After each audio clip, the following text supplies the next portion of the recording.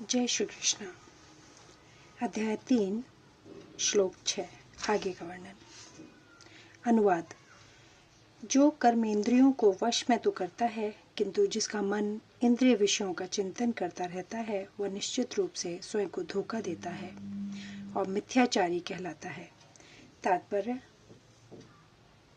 ऐसे अनेक मिथ्याचारी व्यक्ति होते हैं जो कृष्ण भावनामृत में कार्य तो नहीं करते, किंतु ध्यान का दिखावा करते हैं, जबकि वास्तव में वे मन में इंद्रिय भोग का चिंतन करते रहते हैं। ऐसे लोग अपने अबोध शिष्यों को बहकाने के लिए शुष्क दर्शन के विषय में भी व्याख्यान दे सकते हैं, किंतु इस श्लोक के अनुसार वे सबसे बड़े धूर्त हैं।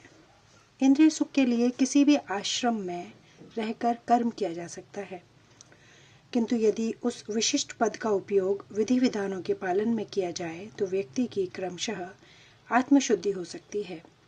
किंतु जो अपने को योगी बताते हुए इंद्रिय तृप्ति के विषयों की खोज में लगा रहता है, वह सबसे बड़ा धूर्त है, भले ही वह कभी कभी दर्शन का उपदेश क्यों न दे। उसका ज्ञान व्यर्थ है, क्योंकि ऐसे पापी पुरुष के ज्ञान के सारे फल भगवान की माया द्वारा हर लिए जाते हैं। ऐसे धूर्त का चित्त सदैव अशुद्ध रहता है, अतएव उसके यौगिक ध्यान का कोई अर्थ नहीं होता। श्लोक 7 अनुवाद।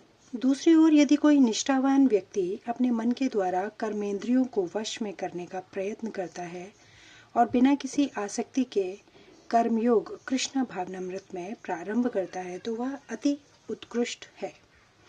तात्पर्य।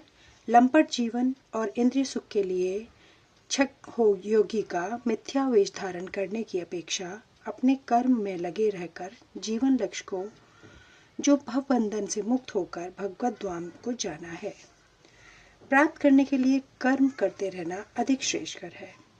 प्रमुख स्वार्थ गति को विष्णु के पास जाना है। संपूर्ण वर्णाश्रम धर्म का उद्देश्य इसी जीवन लक्ष्य की प्राप्ति है। एक गृहस्थ भी कृष्ण भावनामृत में नियमित सेवा करके इस लक्ष्य तक पहुंच सकता है। आत्म साक्षात्कार के लिए मनुष्य शास्त्रानुमोदित संयमित जीवन बिता सकता है और अनासक्त भाव से अपना कार्य करता रह सकता है। इस प्रकार वह प्रगति कर सकता है। जो निष्ठावान व्यक्ति इस विधि का पालन करता है, वह उस पाखंडी से कहीं श्रेष्ठ है जो अबोध जनता को ठगने के लिए दिखावटी आध्यात्मिकता का जामा धारण करता है। जीविका के लिए ध्यान धरने वाले प्रवंचक ध्यानी की अपेक्षा सड़क पर झाड़ू लगाने वाला निष्ठावान व्यक्ति कहीं अच्छा है। श्लोक 8 अनुवाद। अपना नित्य कर्म करो, क्योंकि कर्म न करने की अपेक्षा कर्म करना श्रेष्ठ है। कर्म के बिना तो शरीर निर्वाह भी नहीं हो सकता। तात्पर्य। ऐसे अनेक क्षण ध्यानी हैं जो अपने आप को उच्च कुलीन बताते हैं, तथा ऐसे बड़े बड़े व्यवसायी व्यक्ति हैं जो झूठा दिखावा करते हैं कि आध्यात्मिक जीवन में प्रगति करने के लिए उन्होंने सर्वस्व त्याग दिया है। श्री कृष्ण यह नहीं चाहते थे कि अर्जुन मिथ्याचारी बने, अपितु वे चाहते थे कि अर्जुन क्षत्रियों के लिए निर्दिष्ट धर्म का पालन करे। अर्जुन गृहस्थ था और एक सेनानायक था, अतः उसके लिए श्रेष्ठकर था कि वह उसी रूप में गृहस्थ क्षत्रिय के लिए निर्दिष्ट धार्मिक कर्तव्यों का पालन करे।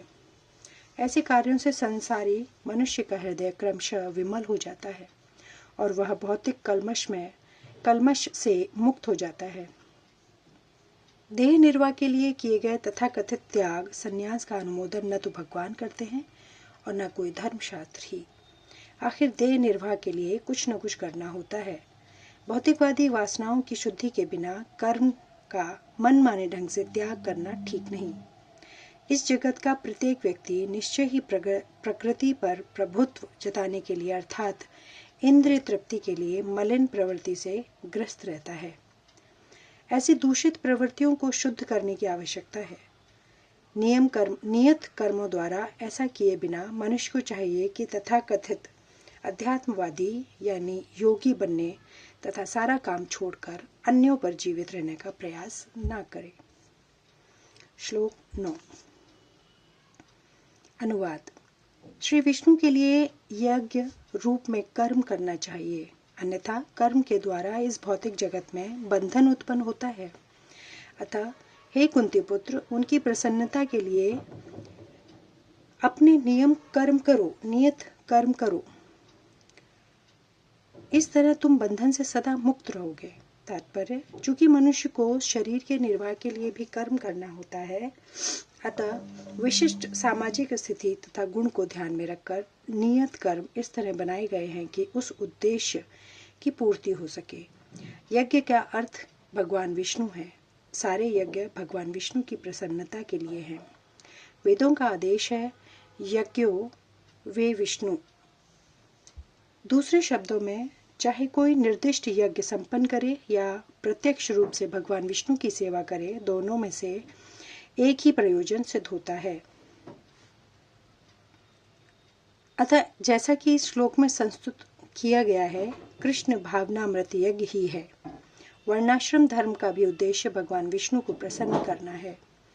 वर्णाश्रमाचारवता पुरुषेण पर पुमानः विष्णुराराध्यते, विष्णु पुराण। अतः भगवान विष्णु की प्रसन्नता के लिए कर्म करना चाहिए। इस जगत में किया जाने वाला अन्य कोई कर्म बंधन का कारण होगा, क्योंकि अच्छे तथा बुरे कर्मों के फल होते हैं और कोई भी फल कर्म करने वाले को बांध देता है। अतः कृष्ण को प्रसन्न करने के लिए कृष्ण भावना भावित होना होगा, और जब कोई ऐसा कर्म करता है तो वह मुक्त दशा को प्राप्त करता है।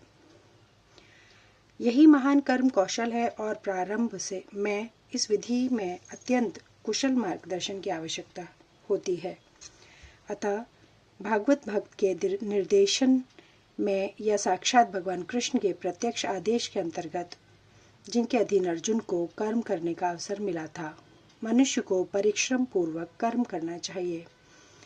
इंद्रिय तृप्ति के लिए कुछ भी नहीं किया जाना चाहिए, अपितु हर कार्य कृष्ण की प्रसन्नता के लिए होना चाहिए। इस विधि से न केवल कर्म के बंधन से बचा जा सकता है, अपितु इससे मनुष्य को क्रमशः भगवान की वह प्रेमा भक्ति प्राप्त हो सकेगी जो भगवत धाम को ले जाने वाली है। श्लोक 10। अनुवाद। सृष्टि के आरंभ में समस्त प्राणियों के स्वामी प्रजापति ने विष्णु के लिए यज्ञ सहित मनुष्यों तथा देवताओं की संततियों को रचा और उनसे कहा, तुम इस यज्ञ से सुखी रहो, क्योंकि इसके करने से तुम्हें सुख पूर्वक रहने तथा मुक्ति प्राप्त करने के लिए समस्त वांछित हुआ।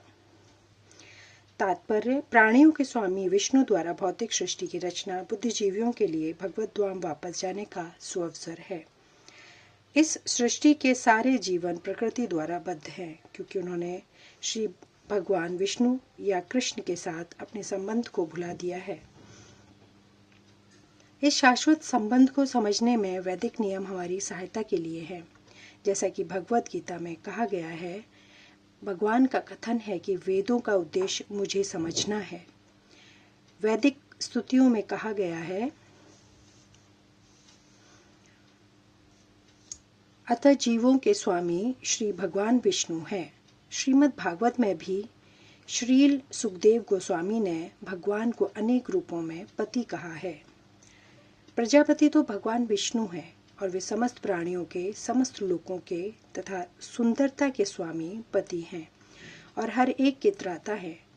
भगवान ने इस भौतिक जगत को इसलिए रचा कि बुद्धिजीव यह सीख सकें कि वे विष्णु को प्रसन्न करने के लिए किस प्रकार यज्ञ करें, जिससे वे इस जगत में चिंता रहित होकर सुखपूर्वक रह सकें तथा इस भौतिक देह का अंत होने पर भगवत धाम में को जा सके।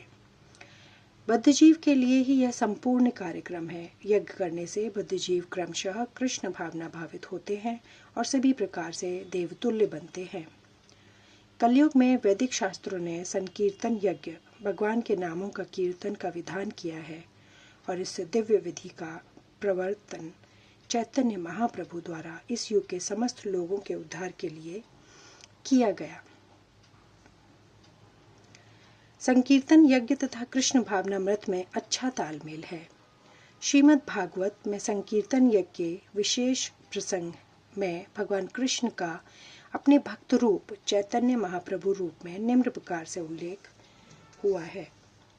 इस कलयुग में जो लोग पर्याप्त बुद्धिमान हैं वे भगवान की उनके पार्षदों सहित संकीर्तन यज्ञ द्वारा पूजा करेंगे। वेदों में वर्णित अन्य यज्ञों को इस कली काल में कर पाना सहज नहीं, किंतु संकीर्तन यज्ञ सुगम है और सभी दृष्टि से अलौकिक है, जैसा कि भगवत गीता में भी संस्तुति की गई है। श्लोक 11 से आगे का वर्णन अगले वीडियो में। धन्यवाद। जय श्री कृष्ण।